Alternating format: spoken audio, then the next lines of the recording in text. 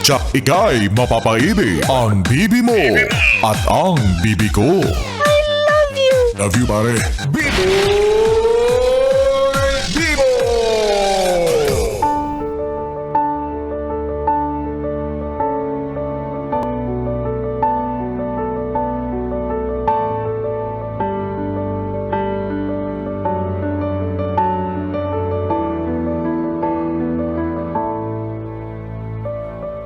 Yes, friend, ako'y nagbabalik, DJ B-Boy Bibo, para sa ating tuloy-tuloy na BB Time tungkol sa usaping trabaho.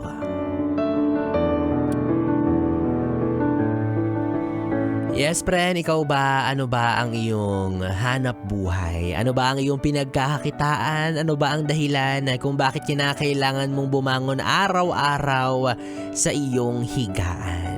Diba? Alam nyo kung pag-uusapan natin ang salitang trabaho, talaga namang sobrang lawak nito. Diba? Sa bawat kibot mo, sa bawat komunidad na ginagalawan mo, makikita mo lahat ng taong kumikilos, lahat nagtatrabaho, no? Maliban sa iba dyan, mga batugan. Charot lang. Diba? May mga gano'n naman talaga, aminin na natin. Diba? Sa lipunan na punong-puno ng taong pagod, nandun yung mga taong wala lang, nakahilata lang, namamawis yung likod. Okay, ikaw ba, yes friend, kung tatanungin ka bilang isang empleyado, masasabi mo bang ikaw talaga yung tipo ng huwaran, dapat tularan, may monumento sa tapat ng kumpanya, ganyan? Okay naman. Okay naman yung monumento, may-ari ng kumpanya yan, di ba? Or ikaw yung tipo na saks-saks lang, mala-mala, di ba? Ginagawa lang yung effort at trabaho ng naaayon sa sweldo. Well, alin ka man dyan, ang mahalaga naman at the end of the day, at the end of your shift, ay masasabi mong nagawa mo at your best yung trabaho mo, diba? For as long as wala kang pagkukulang, hindi ka masyadong nagkakamali, hindi ka sakit sa ulo ng mga katrabaho mo, di go lang, diba? Sumusweldo ka, sumusweldo sila, walang problema. Tapos nagagawa mo yung mga trabaho ninyo, go lang, di very good ka, Nox! Ganon, diba? Kala alam nyo mga yes friend, kapag ako nandito ako sa trabaho ko, ginagawa ko minsan, huwag kayong maingay na lang ha, tinataguan ko si Sexy Megan. Tinataguan ko si Sexy Megan, oo. Tapos pag hinahanap niya ako, si B-Boy? Wala, di niya ako makita. Kasi nga naniniwala ako sa kasabihan na good employees are hard to find. Oo. Kaya di niya ako makita. Kasi nga, di ba, good employees are hard to find and I'm a good employee. Kapal ng mukha ni B-Boy, self-proclaimed. Nakakabuisit, diba? So ikaw, yes friend, alam ko meron tayong mga kanya-kanyang kwento sa trabaho, kanya-kanyang chronicles, kanya-kanyang experience, kanya-kanyang hinaing, kanya-kanyang pasasalamat, o ano pa man yan. Ipagpasalamat mo pa rin. At the end of the day, yan yung nagpapasweldo sa'yo, yan yung nagiging source of income mo, yan yung naglalatag or nagiging dahilan kung bakit may nahahain kang pagkain sa hapagkainan ninyo. Yan yung dahilan kung bakit may liwanag yung ilaw ng bahay ninyo. Yan yung dahilan kung bakit nakakapag-TikTok yung mama mo. Diba? Ba't nakakapag-internet yung mga kamag-anak mo, diba? So, sipagan mo lang ng sipagan, magpabibo ka lang ng magpabibo, galingan mo lang ng galingan, hayaan mo na yung mga inggit sa'yo, hindi naman sila nagpapasweldo sa'yo, diba? Pero minsan din kasi aminin na natin no? Kahit gaano mo galingan, kahit gaano mo sipagan, kapag yung kumpanya mo, malamala lang din magbigayan. Mahirap yan, diba? Kaya nga may katanungan anong mangyayari kapag ginalingan mo sa trabaho mo? Yan, ano kaya ang mangyayari? Sa ibang bansa, dadagdagan yung sweldo. Sa Pilipinas, dadagdagan yung trabaho. Ang ngaling. Kaya naman shout out po sa kumpanya mong abusado. Yung tipong kapag nakikita nilang ang husay-husay mo, ang galing-galing mo, imbes na palakpakan ko, dinagdagan pa yung gagawin mong trabaho, pero yung sweldo,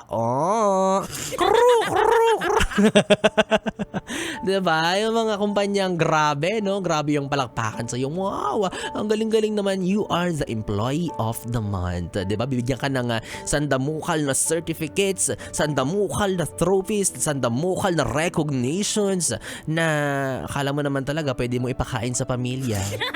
Diba? Buti sana kung ipopromote ka, kaso wala. Nauna pa yung iba mong katrabaho na bida-bida.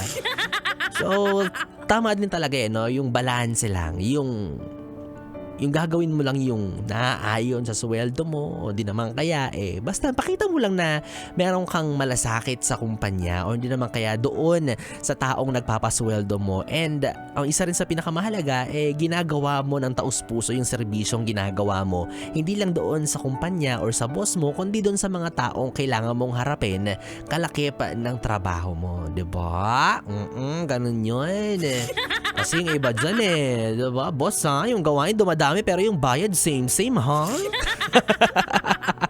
Alam ko naman sa panahon ngayon mahirap na maghanap ng pagtatrabahuhan. Sabi nga nila dapat grateful ka. Wow! Sige po, salamat! Maraming salamat po sa inyong mga palakpakan, sa mga sertipiko.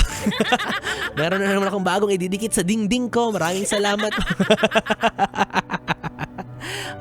Pero yes pa rin, kung saan ka masaya, yan naman din isa pa sa pinakamahalaga no? Kung masaya ka pa ba sa ginagawa mo, diba? Kung napapakain pa ba nung bagay na nagpapasaya sa'yo, yung trabaho mo, yung pamilya mo, yung mga mahal mo sa buhay mo, yung sarili mo, diba? Lahat yan yung magiging basihan mo kung dapat ka pa nga bang manatili sa trabaho or kung dapat pa nga bang panindigan yung kumpanyang pinasok mo or kung paano mo nga ba mas mamahalin pa yung trabaho mo, diba? Ganun yun. If the price is right, hello, mahalaga pa rin yung nag-e-enjoy ka sa ginagawa mong work. Diba? Parang relasyon lang naman yan. Dapat alam mo yung halaga mo. Humanap ka ng trabaho na kayang tapatan ng pera yung serbisyong binibigay mo. Naks naman.